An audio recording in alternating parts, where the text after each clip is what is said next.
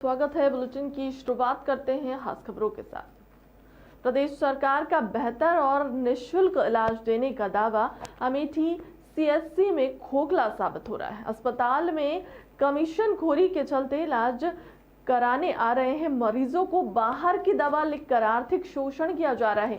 यही नहीं, खुलेआम एमआर दवा कंपनियों की मार्केटिंग और सेलिंग करने का काम अस्पताल में करते देखे जा सकते हैं। यहाँ तक मरीजों को इंजेक्शन लगाने का काम करते संविदा सफाई कर्मी भी देखा गया। नाम है आपका? प्रज्ञा पांडे। आप कहाँ आई हैं इलाज कराने इस समय रविवार के दिन? अमेठी सरकारी अस्पताल में आए हैं, पाठक सर को दिखा रहे हैं और वो मेरा इलाज बहुत बढ़िया कर रहे हैं। कितना दिन से आप इलाज कराती हैं? 1 हफ्ते से आ रहे हैं। क्या नाम है इनका, पाठक जी का पूरा? अच्छा, पाठक जी के नाम से आप लोग जानते हैं। सरकारी अस्पताल में है, रविवार को आई हैं। हाँ, और बढ़िया इलाज करते हैं। बढ़िया इलाज कर रहे हैं। हम पहली बार भी रविवार को आए थे। अच्छा, तो फायदा है आपको पूरा? हाँ, पूरा। अब जैसे पहले बाहर जाती थी आप, हाँ। तो उसकी अपेक्षा अब इस समय ज़्यादा फायदा है? हाँ, पहले हम जहाँ दिखाए थे वहाँ मुझे बिल्कुल आराम नहीं है। अच्छा, पिछली बार हम संडे को आए थे, जब से दिखाए हैं। इस बार हम अपने आप खुद चल के पैदल आए हैं। अब आराम है आराम आपको? है। ठीक। भैया, अमेठी में सफाई कर्मी द्वारा जो है इंजेक्शन लगाने का, वीवो लगाने का वीडियो है, फार्मासिस्ट के द्वारा इलाज करने और एमआर से वार्ता करने, एमआर के साथ बैठने का वीडियो वायरल हो रहा है। क्या है पूरा मामला, किस तरीके का?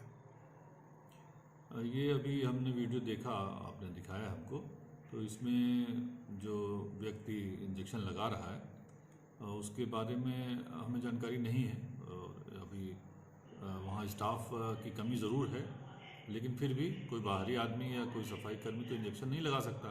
इस मुद्दे की पूरी जांच कराएंगे और ये अधीक्षक से स्पष्टीकरण लिया जाएगा और अगर सही होगा तो सख्त से सख्त कार्रवाई की जाएगी।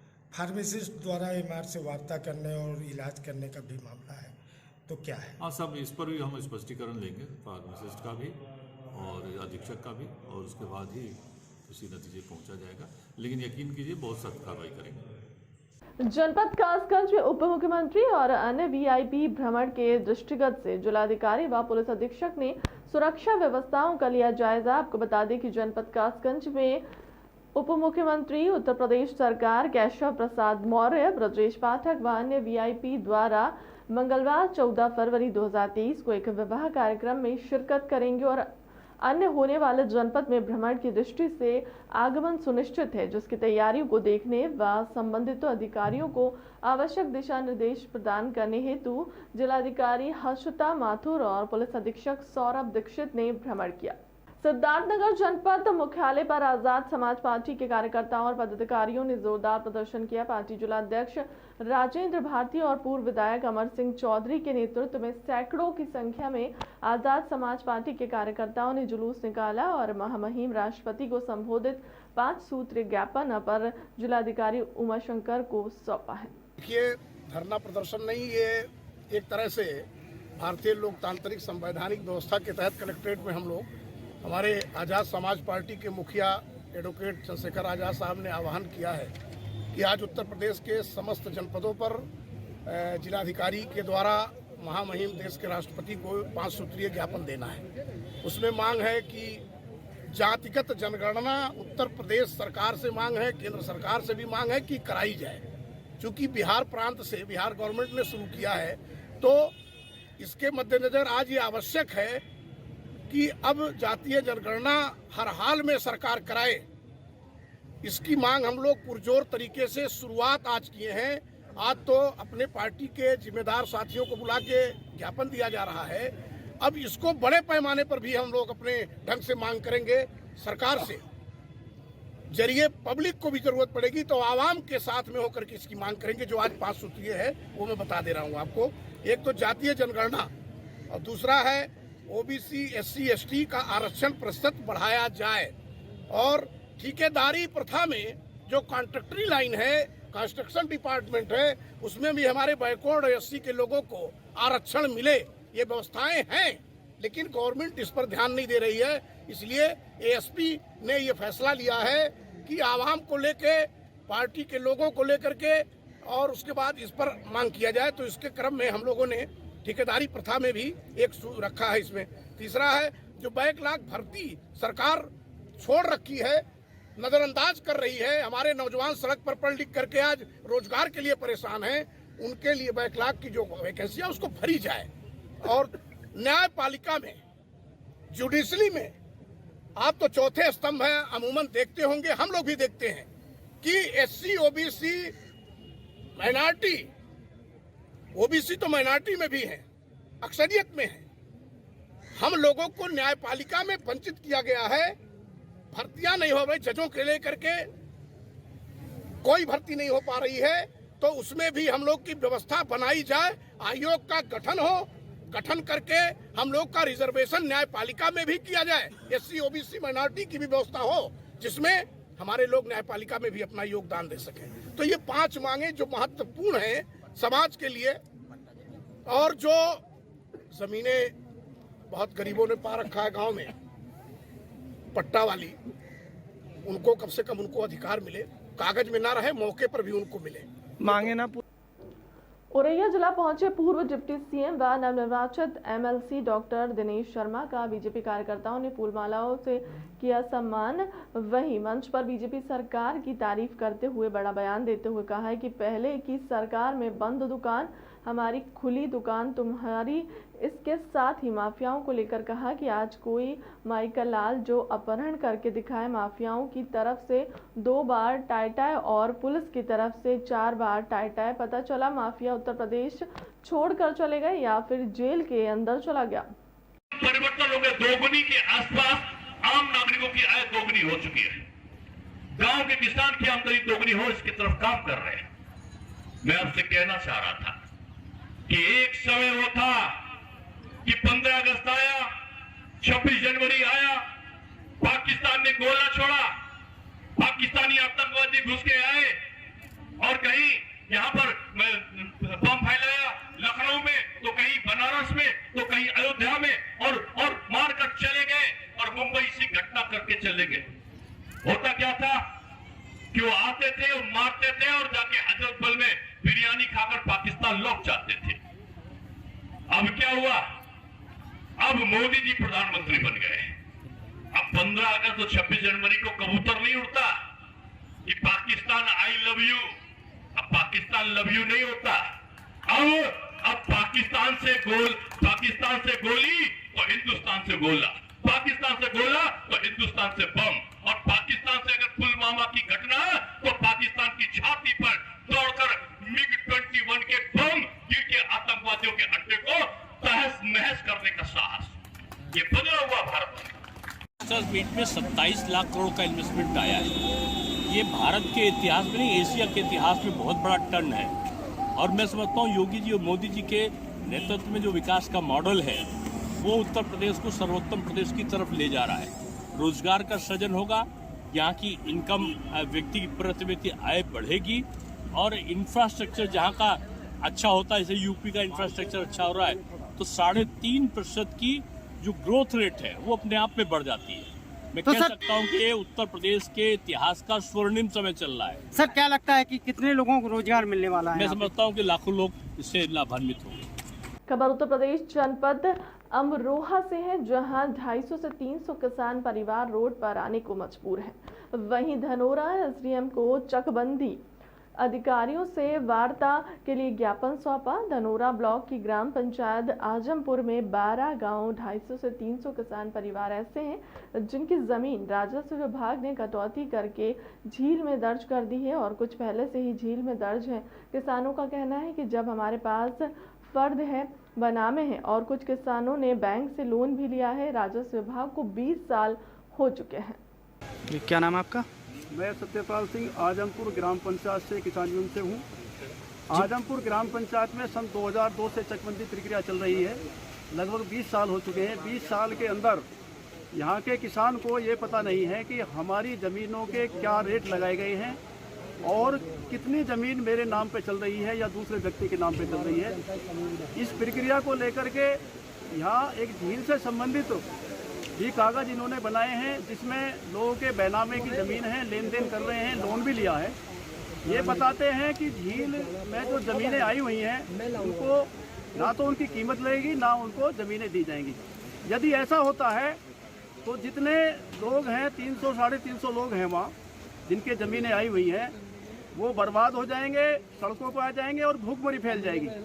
ऐसा होने से हमने 15 तारीख को सन 2023 में 15 तारीख जो आ रही है ये फरवरी की, इसी में आज ज्ञापन दे करके परगना अधिकारी को जो जिला अधिकारी हैं चकबंदी विभाग के उनको बुलवाया है ताकि हम बैठ करके अपनी ज़मीनों के बारे में समझ सकें और जो भी किसानों की समस्याएं हैं उनका समाधान आपस में बैठ के कर सकें। खबर भातसोड़ा से सोमवार के दिन भाजपा प्रदेश अध्यक्ष सतीश पूनिया उदयपुर से सावलिया पहुंचे। सावलिया सेठ के दर्शन किए पुजारी द्वारा चरणामृत व उपरना पहनकर प्रसाद भेंट किया। इस मौके पर प्रदेश प्रभारी विजेंद्र पूनिया, प्रदेश संयोजक राजेश गुर्जर, संभागीय मिथिलेश भाजपा जिलाध्यक्ष गौतम दक, पूर्व बद्री लाल जाट, पूर्व मंदिर मंडल अध्यक्ष सत्यनारायण शर्मा, हर्षवर्धन सिंह रूद, पूर्व सरपंच जानकी दास वैष्णव, पूर्व मंदिर मंडल सदस्य विजय सिंह चौहान और समस्त भाजपा कार्यकर्ता उपस्थिति के बाद में सतीश पूनिया जयपुर निकल गए। जिले के झारखंड थाना अंतर्गत खोंगा पानी स्थित पोस्ट ऑफिस का ताला तोड़कर चोरी करने वाले आरोपियों को पुलिस ने गिरफ्तार करने में सफलता प्राप्त कर ली है। साथ ही आरोपियों के कब्जे से चोरी का माल भी बरामद कर लिया है। मामले का खुलासा करते हुए थाना प्रभारी झारखंड निरीक्षक दीपेश सैनी ने बताया कि 24 जनवरी 2023 को प्रार्थी BR फुलेकर उम्र 58 वर्ष निवासी उप डाकघर वेस्ट झगराखंड कॉलरी खोगा पानी थाना झगराखंड आकर एक लिखित आवेदन पत्र पेश किया है। पांडोली स्टेशन पर आज दोपहर में एक महिला अपनी 2 बेटियों के साथ ट्रेन के आगे साथ कूद गई। उनकी मौके पर ही मौत हो गई है, जबकि एक वक्त पर एक बालिका भाग गई, लेकिन 30 साल की उसकी छोटी बेटी का पांव कट गया। गंभीर हालत में उसे जिला चिकित्सालय लाया गया, जहां से प्राथमिक उपचार के बाद उदयपुर रेफर कर दिया गया है। पंचायत पांडोली स्टेशन के सरपंच प्रतिनिधि प्रेम सिंह के अनुसार नीमच निवासी रंजना जैन अचानक आज दोपहर में उदयपुर मदार सवारी ट्रेन के आगे कूद गई। मथुरा में उत्तर प्रदेश माध्यमिक शिक्षा परिषद की हाई स्कूल व इंटर की परीक्षाओं के लिए जिला प्रशासन और शिक्षा विभाग ने कमर कस के व्यापक तैयारियां कर ली है। जिला विद्यालय निरीक्षक का कहना है कि हाई स्कूल व इंटर की परीक्षाओं को शांतिपूर्ण व नकल विहीन कराने के लिए व्यापक व्यवस्थाएं की गई हैं। उनका कहना है कि मथुरा जनपद में कुल 81,000 छात्र छात्रा हाई स्कूल व इंटर की परीक्षाओं में शामिल होंगे। इनमें 42,000 छात्र छात्रा हाई स्कूल, 48,000 इंटर के छात्र छात्रा शामिल हैं। देखा जाता है कि गांव और देहातों में जो नकल माफियाएं हैं उनका बोलबाला रहता है, उनको कैसे रोकेंगे? नहीं, ऐसा कोई भी नहीं। पूरे उसमें जो है सेक्टर मजिस्ट्रेट जो लगाए गए हैं वो अपने क्षेत्र में और जोनल मजिस्ट्रेट सभी जो SDMs हैं ये इसको सुनिश्चित करेंगे कि वहाँ पे कोई भी इस तरह की अप्रिय घटना नहीं होगी और परीक्षा पूरी उससे जो है शुचिता और पवित्रता के साथ संपन्न होगी। इसको हम लोग एश्योर करेंगे। सभी उसके लिए 6 सचल दल भी लगाए जा चुके हैं। इसके अलावा एक बोर्ड से पर्यवेक्षक लगाए गए हैं जो डाइट प्रिंसिपल आगरा हैं, वो भी जनपद में भ्रमण करते रहेंगे। सावलिया जी में भाजपा का 3 दिवसीय प्रशिक्षण शिविर का सोमवार को भाजपा प्रदेश अध्यक्ष सतीश पूनिया ने दीप प्रज्वलित कर शुभारंभ किया। प्रशिक्षण वर्ग को संबोधित करते हुए भाजपा के प्रदेश अध्यक्ष सतीश पूनिया ने भाजपा की विकास यात्रा विषय पर अपने विचार रखे। विस्तारक के कार्य पर कर दिया है जोर। चित्तौड़गढ़ अंतर्राष्ट्रीय हिंदू परिषद के संस्थापक अध्यक्ष डॉक्टर प्रवीण तोगड़िया आज अपने 1 दिवसीय अल्प प्रवास कार्यक्रम के तहत चित्तौड़गढ़ पहुंचे, जहां उन्होंने कार्यकर्ताओं को संबोधित किया। अहीप के कार्यकर्ताओं ने जिलाध्यक्ष अमृत माली के नेतृत्व में चौगड़िया का स्वागत किया। चित्तौड़गढ़ में अलग अलग स्थानों पर तोरण द्वारा सजाए गए वहीं कार्यक्रम को संबोधित करते हुए उन्होंने कार्यकर्ताओं से आह्वान किया है कि संगठन से जुड़कर हिंदू ही आगे की रूपरेखा के तहत अनवरत काम करना है। हिंदू ही आगे, समृद्ध हिंदू, सुरक्षित हिंदू, सम्मान युक्त हिंदू का लक्ष्य लेकर 15 संगठन लेकर आगे चले हैं।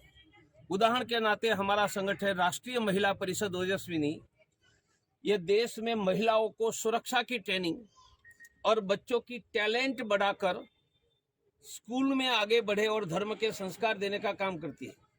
हमारा एक संगठन है राष्ट्रीय छात्र परिषद, वह सस्ती शिक्षा, गुणवत्ता युक्त शिक्षा, शिक्षा के साथ रोजगार और शिक्षा के बाद रोजगार।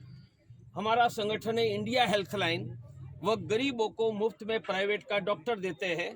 हमारा संगठन है एक मुट्ठी अनाज, ये गरीब हिंदुओं को अनाज देते हैं। ऐसे 15 संगठनों को लेकर देश में हम चल रहे हैं। आगे एक ही मात्रा लोगों से क्या लोगों को कहेंगे कि जैसे राम मंदिर में आपने हम पर भरोसा किया, मंदिर बन रहा है, अब हिंदू ही आगे में भरोसा करो।